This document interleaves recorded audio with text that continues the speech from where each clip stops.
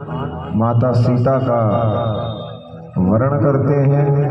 आज भगवान की इस कथा में प्रवेश करने से पूर्व अपने मन और वाणी को पवित्र करने के लिए देखिए, कथा से पहले नाम का संकीर्तन इसलिए कराया जाता है, जैसे हम ध्यान से समझिएगा, माताएं सुबह उठ करके सबसे पहला काम क्या करती हैं कि झाड़ू लेकर के अपने घर को साफ करती हैं। अगर जिस घर में आप रहते हो उस घर को साफ न किया जाए तो उस घर में आकर के धूल का, गंदगी का निवास हो जाएगा। उसी प्रकार जब मनुष्य नाना प्रकार के कर्म करता है दिन रात, तो कर्म करने के कारण जो पाप उत्पन्न होता है उस पाप से मन जो है वो मलिन हो जाता है। इसलिए भगवान की कथा और भगवान के भजन में मन नहीं लगता। कथा से पहले नाम स्मरण, नाम उच्चारण इसलिए किया जाता है कि वो नाम जो है वो आपके मन के ऊपर झाड़ू लगाने का काम करता है, और उस नाम के उच्चारण से जैसे ही आपका मन साफ होता है तो भगवान की कृपा और भगवान की कथा दोनों अपने आप समझ में आने लगती है। तो आइए सबसे पहले भगवान के नाम का संकीर्तन करेंगे और फिर आज की कथा में प्रवेश करेंगे।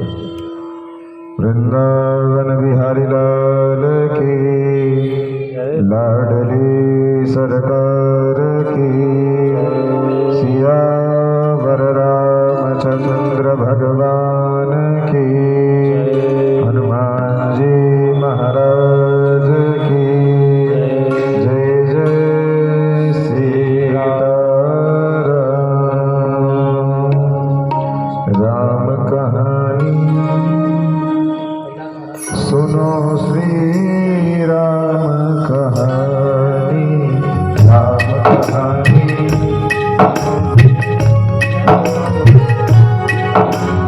राम कहानी सुनो, श्री राम कहानी, राम कहानी सुनो, श्री राम कहानी। कहते सुनते अरे, कहते सुनते अरे, अखियों में पानी। राम कहानी सुनो, श्री राम कहानी, राम कहानी सुनो, श्री राम कहानी। श्री राम जय राम जय जय राम, श्री राम जय राम जय जय राम, श्री राम जय राम जय जय राम, श्री राम जय राम जय जय राम। दशरथ के राज दुलारे, कौशल्या की आप पुकारे, दशरथ के राज दुलारे, कौशल्या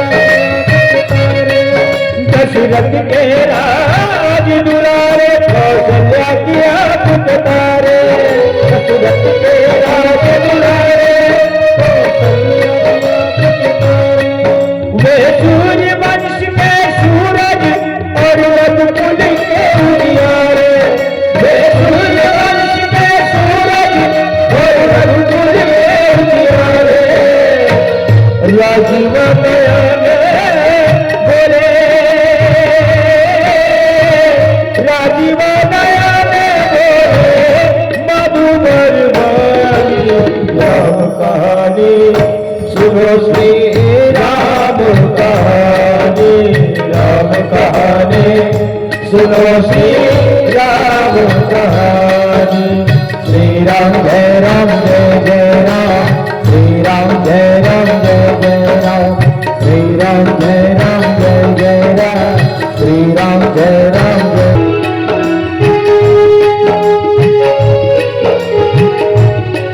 शिव धनुष भंग प्रभु करके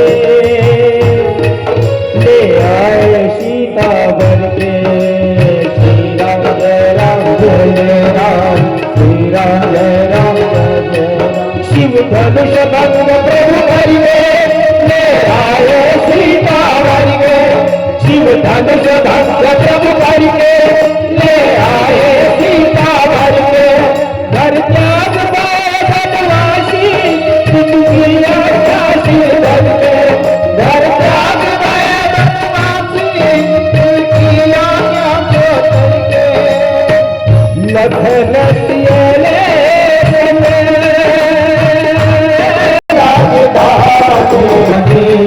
सुनो श्री राम कहानी।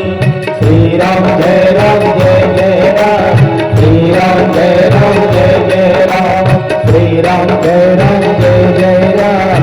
श्री राम जय राम जय जय राम। फल भेष भिक्षु का धरिए भिक्षा का करके फल भेष भिक्षु का धरिए भिक्षा का धरिए उसी जनक सुना सीता को कल बोल में हाथ आएंगे। उस जनक सुना सीता को कल बल से जाएंगे। हो बड़ा दुख बड़ा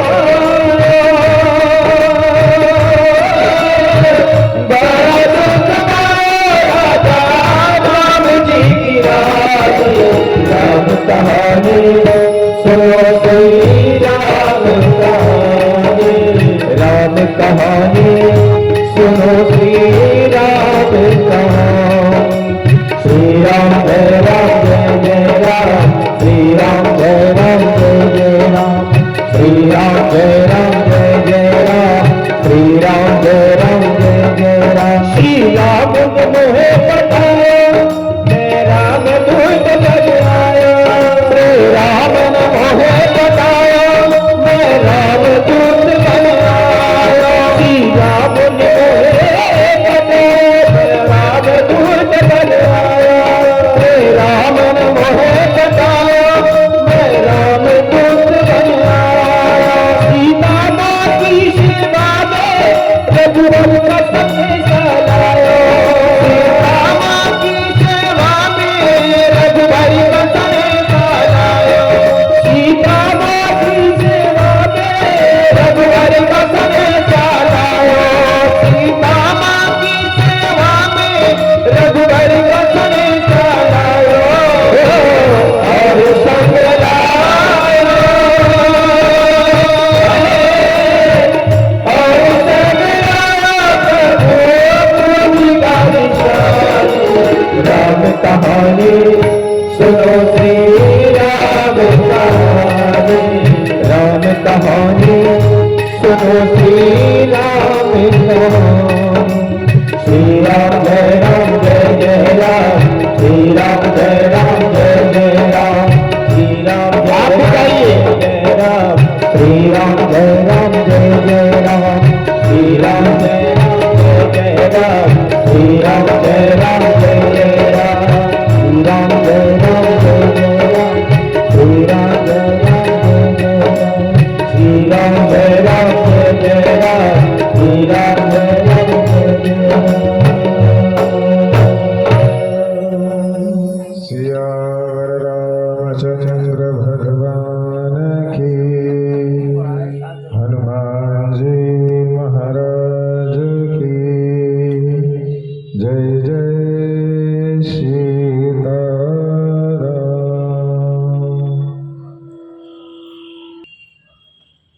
भगवती जगदम्बा पृथ्वी मैया रावण के आतंक से पीड़ित होकर के भगवान के पास गाय का रूप बना करके जाती हैं और भगवान ये वचन देते हैं कि मैं जल्द ही अपने एक अंश से अवतार लूंगा और अवतार लेकर के पृथ्वी को पापियों के भार से मुक्त करूंगा। फिर भगवान अपने एक अंश से रामा अवतार के रूप में अयोध्या में प्रतिष्ठित होते हैं, अवतरित होते हैं और भगवान का जन्मोत्सव अयोध्या में मनाया जाता है। यहाँ पर ध्यान देने वाली बात ये है कि मनुष्य में और भगवान में अंतर क्या होता है। जन्म मनुष्यों का भी होता है और भगवान भी मनुष्य बन करके ही आते हैं, फिर भी मनुष्य पूजनीय नहीं होता। लेकिन भगवान कृष्ण और भगवान राम की पूजा क्यों की जाती है? देखिए, मनुष्य 9 महीने अपनी माँ के गर्भ में रह करके आता है और भगवान कभी माँ के गर्भ से प्रकट नहीं होते हैं, जन्म नहीं लेते हैं। भगवान हमेशा अवतार ग्रहण करते हैं और अवतार का अर्थ होता है जो दूसरों को तार दे, उसी को अवतार कहते हैं। भगवान जिस माता के गर्भ से आए हैं, भगवान कभी माँ के गर्भ में नहीं रहे हैं, चाहे कौशल्या माता हो चाहे देवकी मैया हो। भगवान अपनी माया को आदेश देते हैं, तो जिस माँ के गर्भ में भगवान को आना होता है, उस गर्भ में जाकर के हवा प्रतिष्ठित हो जाती है और गर्भ में वो हवा महीने महीने पर बढ़ती जाती है। जैसे हमारे सामान्य जीवन में ये देखा जाता है कि पहले ध्यान से समझिएगा, माँ के गर्भ में जो बच्चा आता है तो बच्चा गंदगी में ही पड़ा रहता है, पेट में गंदगी ही तो होती है। तभी कहते हैं ना कभी कभी कि डिलीवरी के टाइम बच्चा गंदा पानी पी लिया था इसलिए बीमार हो गया। भगवान कभी भी नरक में वास नहीं करते हैं। क्यों? क्योंकि भगवान के प्रवेश मात्र से वो नरक अपने आप स्वर्ग में प्रतिष्ठित हो जाएगा। और इतना ही नहीं, जब माँ के गर्भ में बच्चा पड़ा होता है तो उस गंदगी में जो छोटे छोटे कीड़े होते हैं, वो कीड़े ही बच्चों को काटते हैं। तो दर्द के कारण बच्चे अपना हाथ पैर छटपटाते हैं। कभी कभी माताओं को तो अनुभव होगा कि बच्चा हाथ या पैर मार रहा है ना, वो उस दर्द में छटपटाता है और उस समय जीव ये प्रार्थना करता है, इस बार आपका भजन करके मुक्त हो जाऊंगा ताकि दोबारा इस नरक में मुझे ना आना पड़े। वचन देने के कारण, देखिए अगर ये बात आपको गलत लग रही है तो आप एक प्रत्यक्ष बात देखिए। बच्चा जब जन्म लेता है तो उसकी मुट्ठी हमेशा बंद होती है। इस बात को तो आपने नोटिस किया होगा। क्यों? क्योंकि जब वो भगवान के हाथ में जीव वचन देता है तो भगवान के हाथ को वो जीव पकड़ता है कि मैं वचन देता हूँ।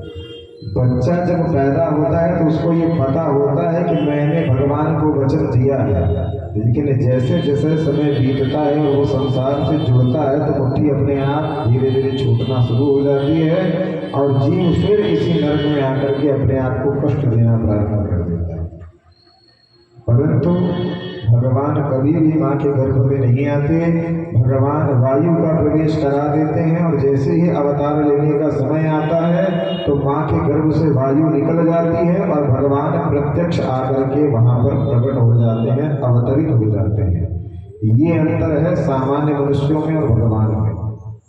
इसलिए भगवान के जन्म को जन्म लेना नहीं, अवतार कहा जाता है कि भगवान प्रकट हुए हैं, भगवान ने अवतार लिया।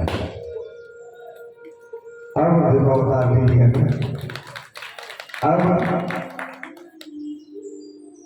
भगवान के जन्म से कुछ समय पहले भगवान किसी भी वस्तुतः चीज की आने से पहले भूमिका बनाते हैं।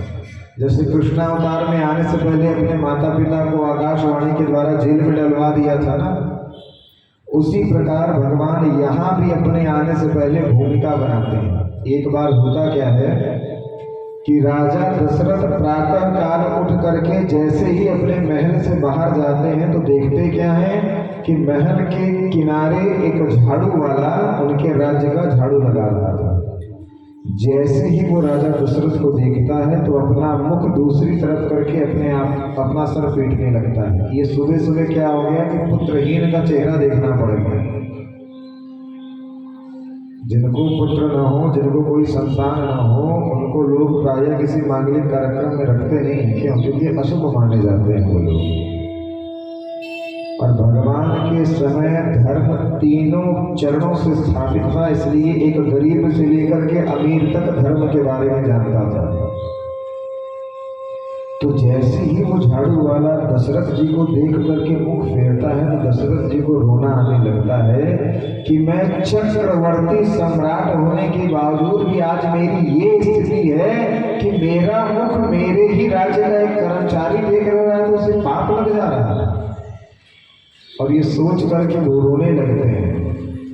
रामचरितमानस में तुलसीदास जी कहते हैं, एक बार भूपति मन माही भव ग्लानि मोरे सुत नहीं। उनके मन में ग्लानि होने लगी कि भगवान ने सब तो दिया, ऐसा अद्भुत सूर्य वंश दिया, नाना प्रकार के प्रतिष्ठित हमारे पूर्वज, और आज मेरी ये दुर्दशा है। तो जैसे ही ये भाव उनके मन में आता है तो तुरंत वो निर्णय क्या करते हैं, गुरु गृह गयो तुरंत महिमाला चरण लाग करी विनय विशाला। तुरंत वो अपने गुरु जी के पास जाते हैं। देखिए, ध्यान से सुनिए, आजकल के युवाओं के लिए ये बात बहुत जरूरी है। रामचरित्र क्या क्या सिखाती है उसको सुनिए। राजा दशरथ स्वयं सामर्थ्यवान है। राजा दशरथ का सामर्थ्य इतना है कि देवासुर संग्राम में राजा दशरथ ने देवताओं की तरफ से दैत्यों से युद्ध किया था। सामान्य नहीं है राजा दशरथ। उसके बावजूद भी जब उनको कोई निर्णय लेना हुआ तो वो स्वयं से निर्णय नहीं लिए।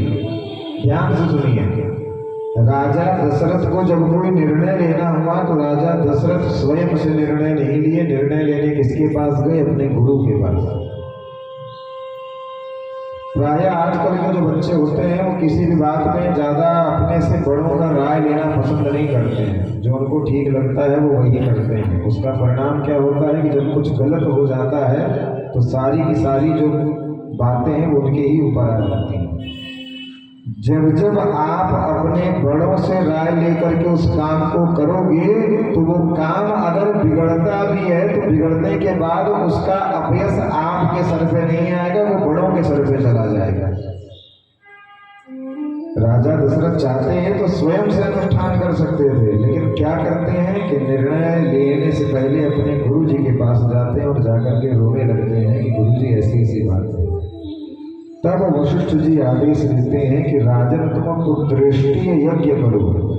पुत्रेष्टि यज्ञ की व्यवस्था की जाती है और तब जाकर के अग्निदेव उस यज्ञ से बाहर आते हैं खीर का पात्र लेकर के, जो कि रानियां खाती हैं और भगवान उनके गर्भ में आते हैं। अब जब ये पता चलता है अयोध्या वासियों को कि भगवान का जन्म हो गया है तो अयोध्या वासी इतने ज्यादा धूमधाम से अयोध्या में उत्सव मनाते हैं कि तुलसीदास जी ये बात लिखते हैं कि अयोध्या में दिन में जब उत्सव मनाया जाता है क्योंकि भगवान दिन में पैदा हुए हैं। इस बात को ध्यान से सुनिएगा।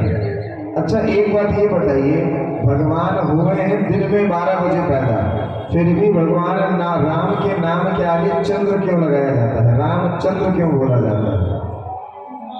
भाई रात को पैदा होते तो चंद्र लगाया जाता ना। दिन में पैदा हुए हैं फिर भी राम चंद्र क्यों लगाया गया है? सोचने वाली बात है। पता है किसी को? कितने लोगों को पता है? 1 2, अच्छा इनको आधा पता है, थोड़ा सा आगे। इसकी भी अपनी अलग अलग कथाएं हैं। इनमें से एक कथा ये आती है कि जब भगवान राम दिन में पैदा हुए तो चंद्रदेव जाकर के भगवान से प्रार्थना करते हैं। क्यों? जब भगवान जन्म लेते हैं तो सभी देवता किसी न किसी रूप में जाकर के भगवान के उस बाल्यावस्था का दर्शन करना चाहते हैं। देखिए, मनुष्य में इतना घमंड होता है कि उसके आसपास भगवान की कथा हो रही हो